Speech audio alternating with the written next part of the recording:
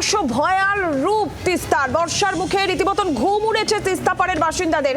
গত বছর বর্ষায় ডুবেছিল শিলিগুড়ি সংলগ্ন তিস্তা বাজার এলাকা, আর এবারও ফুঁসছে তিস্তা। ক্রমশ জলস্তর বাড়ছে এবং তিস্তা পাড়ের যারা মানুষেরা তারা এই মুহূর্তে আতঙ্কে রয়েছেন। তিস্তার জল বেড়ে যাওয়ায় বিপর্যস্ত আলিপুরদুয়ারের মানুষ। জল ঢুকছে গ্রামে। মাল ব্লকের বাগরাকোটা গ্রাম পঞ্চায়েতের টোটগাঁও বস্তির বাসিন্দারা তারা রীতিমতন আতঙ্কিত। একেবারে যে নদী পাড় সংলগ্ন এলাকা, সেখানে রীতিমতন আতঙ্কে ঘুম উড়েছে সাধারণ মানুষের। গ্রামে জল ঢুকে যাচ্ছে, জলস্তর ক্রমশ বাড়ছে, বিভিন্ন জায়গায় ধস নামছে, যে ছবি সামনে আসছে এবং পর্যটকেরা আটকে পড়েছেন সেই ছবি আমরা দেখেছি।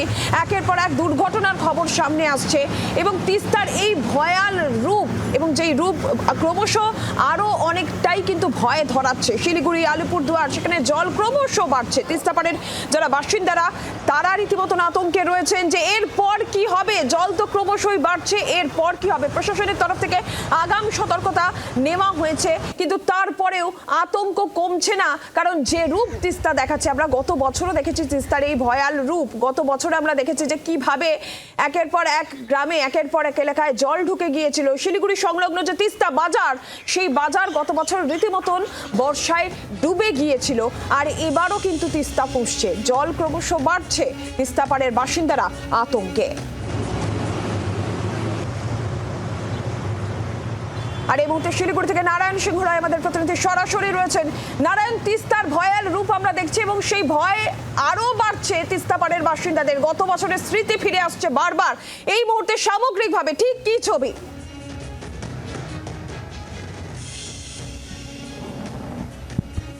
দেখো, প্রথমে বলে রাখি যে ভয়াল তিস্তার যা পরিস্থিতি, তাতে আশঙ্কা বা ভয় এটাই স্বাভাবিক। কারণ রাতে তাদের ঘুম হচ্ছে না। কারণ গত বছর তারা দেখেছে তিস্তার কবলে তাদের এই তিস্তা বাজারের গোটা গ্রাম, অর্থাৎ তিস্তা লাগোয়া যেই সমস্ত বাড়িঘর ছিল, তিনতলা দুতলা বাড়ি, সবটাই কিন্তু তিস্তায় একেবারে তিস্তার জলের নিচে তলিয়ে গেছে। পাশাপাশি বলে রাখি এবারও কিন্তু একইভাবে বর্ষা, পাহাড়ে যেমন অর্থাৎ সিকিমে যত বৃষ্টি হচ্ছে তার ফলে কিন্তু তিস্তা ফুলে ফেপে উঠেছে।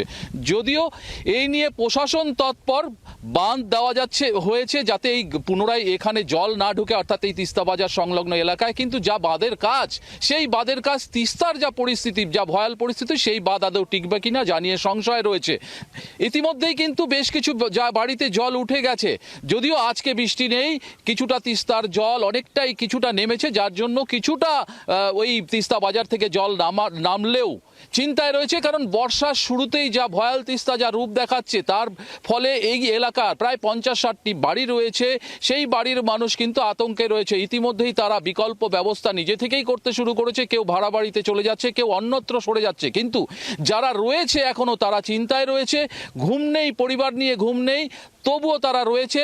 যদি প্রশাসনের থেকে ইতিমধ্যেই তাদের পাশে দাঁড়ায়, সেটা নিয়েও তারা বলছে যে খুব শীঘ্রই তাদের পাশে যেন প্রশাসন দাঁড়ায়। তবে চিন্তায় রয়েছে, কারণ যেই এলাকায় তিস্তা বাজারে, যেই এলাকায় গত বছর দেখেছি একেবারে তিস্তার তলে তলিয়ে গেছে এবং সমস্ত বাড়িঘর, ওখানকার তিস্তা সংলগ্ন এলাকার সমস্ত বাড়িঘর তিস্তার জলের নিচে ছিল। পরবর্তীতে সেখান থেকে কিন্তু উদ্ধার কাজ হয়েছে, সেই সমস্ত পরিবারকে অন্যত্র সরিয়ে নিয়ে গেল। বর্ষার শেষে কিন্তু আবার সেই পরিবারগুলো সেখানে এসেছে, তাদের বাড়িঘর পুনরায় ঠিক করে সেখানে সেই বাসস্থানে রয়েছে। এখন যেহেতু বর্ষার শুরুতেই তিস্তার একেবারে ফুলে ফেপে উঠেছে, যার জন্য তারা চিন্তায়। কারণ ইতিমধ্যেই জল কিন্তু উঠতে শুরু করেছে। নারায়ণ, তুমি আমাদের সঙ্গে থাকো। একদমই ভয় ধরাচ্ছে এবং গত বছরের যে স্মৃতি, সেই স্মৃতিও ফিরে আসছে। আশঙ্কার কালো মেঘ তিস্তার যে পাড়ের বাসিন্দাদের মধ্যে। শিলিগুড়ির ছবি আপনাদের সামনে আমরা তুলে ধরছিলাম, আর এরই পাশাপাশি মালবাজারের ছবিটা কি সেটাও আপনাদের জানাবো। তার কারণ ইতিমধ্যেই মাল ব্লকের যে বাগরাকোটা গ্রাম পঞ্চায়েতের টোটগাঁও বস্তি, সেখানে বাসিন্দারা তারা আতঙ্কে রয়েছেন। জল ঢুকে যাচ্ছে বিভিন্ন এলাকায়। খুব স্বাভাবিকভাবেই আতঙ্কের একটা পরিবেশ রয়েছে। আলিপুরদুয়ারেও কার্যত ছবিটা একই রকম। মালবাজারের ছবিটা একটু বিস্তারিতভাবে জানবো। অরূপ বসাক সরাসরি রয়েছেন আমাদের প্রতিনিধি আমাদের সঙ্গে। অরূপ, ঠিক কি অবস্থা? তিস্তার ভয়াল রূপ, জল ঢুকে যাচ্ছে গ্রামে গ্রামে, মালবাজারের সামগ্রিক পরিস্থিতি কি, কি ছবি? দেখো নীলাঞ্জনা, গত কয়েকদিন যাবৎ কিন্তু একটানা বৃষ্টি শুরু হয়েছে পাহাড় এবং সমতলে, যার ফলে কিন্তু বিভিন্ন যে নদী রয়েছে সেই নদীর জল কিন্তু হু হু করে বাড়ছে। বিশেষ করে তিস্তা নদীর জল কিন্তু মারাত্মক আকারে বেড়েছে, যার ফলে বাগরাকোট গ্রাম পঞ্চায়েত যে টোটগাঁও যে বস্তি রয়েছে, সেই টোটগাঁও বস্তিতে প্রচুর কৃষি জমি যেমন নদী গর্ভে চলে গেছে, পাশাপাশি বহু ঘর বাড়ি কিন্তু এখন জলমগ্ন। সেই কারণে কিন্তু এলাকার মানুষ সেই ঘর বাড়ি ভেঙে অন্যত্র চলে যাচ্ছে, কারণ তাদের একটাই বক্তব্য, যখন তখন এই সকল ঘর বাড়ি কিন্তু তাদেরকে তিস্তার জলে তলিয়ে যাবে। সেই কারণে কিন্তু তারা এখান থেকে পলায়ন করছে। তাদের বক্তব্য, তারা দীর্ঘদিন ধরে কিন্তু দাবি করছিল তিস্তা একটা বাঁধের, কিন্তু সেই বাঁধ এখনো হয়নি। গত বছর কিন্তু দেখা গেছিল 70টি বাড়ি তিস্তা গর্ভে চলে গেছিল। তারপরও তারা বিভিন্ন রকম আন্দোলন করেছেন, বিভিন্ন রকম সংস্থাকে জানিয়েছে, সরকারিভাবে জানিয়েছেন, কিন্তু তারপরেও তো তারা বাঁধ পায়নি। এবং এর ফলে কিন্তু দেখা যাচ্ছে প্রতিদিন সকাল হলেই কিন্তু তিস্তা পাড়ের যে বাসিন্দারা, টোটগাঁওয়ের বাসিন্দারা, তারা কিন্তু ঘর বাড়ি ভেঙে গরু ছাগল সমস্ত কিছু নিয়ে অন্যত্র যাচ্ছে। তারা চাচ্ছেন যে একটি নতুন কোনো উঁচু জায়গায় তারা স্থায়ী নেবে, এবং তাদের একটাই দাবি, শুধুমাত্র একটা বাঁধ চাই। সেই বাঁধ যদি হয়ে যায় তাহলে কিন্তু তারা রক্ষা পেতে পারে। নীলাঞ্জনা। অরূপ, ধন্যবাদ তোমাকে। নারায়ণ, ধন্যবাদ। এবং তিস্তার এই ভয়াল রূপ, তিস্তার জল ক্রমশ বাড়ছে, আর একই সঙ্গে জল বাড়ার সঙ্গে সঙ্গে এই আতঙ্কও বাড়ছে। রীতিমতন ঘুম উড়েছে তিস্তা পাড়ের বাসিন্দাদের। গত বছরের ছবি বারবার ফিরে ফিরে আসছে, সেই আতঙ্কের ছবি। আমরা গত বছর দেখেছিলাম শিলিগুড়ি সংলগ্ন তিস্তা বাজার রীতিমতন বর্ষায় ডুবে গিয়েছিল, এবং এবারও তিস্তা ফুঁসছে, আতঙ্ক বাড়ছে। তিস্তার জল বেড়ে যাওয়ার বিপর্যস্ত আলিপুরদুয়ারের বহু মানুষ, সেই ছবি সামনে এসেছে। বিভিন্ন গ্রামে জল ঢুকে যাচ্ছে, কৃষি জমি প্লাবিত হচ্ছে। মাল বাজার, সেখানেও কিন্তু একই ছবি। মাল ব্লকের বাগরাকোট গ্রাম পঞ্চায়েতের টোটগাঁও বস্তির বাসিন্দারা, তারা আতঙ্কিত। কৃষি জমিতে যেরকম জল ঢুকে যাচ্ছে, যে অবস্থা, বিপর্যস্ত অবস্থা, সেই ছবি আপনারা দেখুন। এইভাবেই কিন্তু তিস্তার ভয়াল রূপ, তার ভাঙন ভয় ধরাচ্ছে তিস্তা পাড়ের বাসিন্দাদের। শিলিগুড়ি, আলিপুরদুয়ার, মালবাজার, প্রত্যেকটা জায়গাতেই এইরকমই বিপর্যস্ত অবস্থা। জনজীবন কার্যত বিপর্যস্ত হয়ে পড়েছে।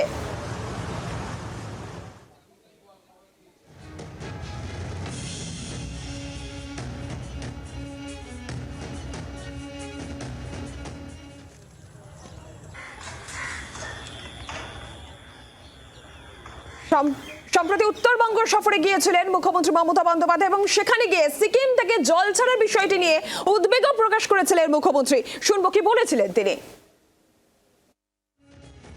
সিকিমে 14টা হাইড্রেল পাওয়ার করেছে, ফলে কি হচ্ছে, জলটা ওদের ওখান থেকে জলটা পাস হতে পারছে না, আর সবটা এসে পড়ছে বাংলার বুকে। যে যা নিজের নিয়ে আছে, অথচ একবার তো ভাববে ওদের আমরা ভালোবাসি। আমাদের কত টুরিস্ট ওখানে যায়, শিলিগুড়ির ওপর দিয়ে তো ওদের যাতায়াত করতে হয়, নয় কালিম্পংয়ের ওপর দিয়ে।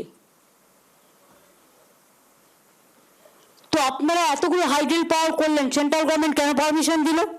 এটা এনটিপিসি কে জিজ্ঞেস করো।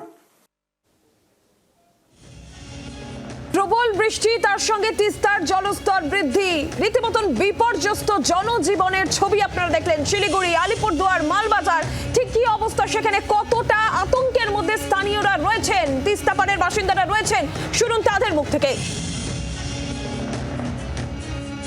डर है, बहुत डर है। अब रेनी सीजन आ गया, अब और ज़्यादा डर हो गया मन में सबका। रात भर नहीं सोते। अब छोटा बच्चा है, लेकर कहाँ जाएंगे, घर में पानी घुस जाता है, कहीं भाग भी नहीं सकते। इधर रेंट में कहीं ढूंढने से रूम भी नहीं मिलता है, बहुत मुश्किल है। अभी बहुत मन में डर लेकर बैठना पड़ता है। प्रशासन सब जानता है ना, बोलने का क्या जरूरत, सब देखता है, जानता है। पैसा देगा वैसा देगा, अभी तक 1 रुपये नहीं दिया, कौन नहीं दिया। और 100 रुपये आएगा बोलता है, कोई 100 रुपये, कौन 100 रुपये आएगा, कैसे 100 रुपये आएगा, हम तो देखते नहीं। বাংলার আওয়াজ, বাঙালির আবেগ, জি 24 ঘন্টা।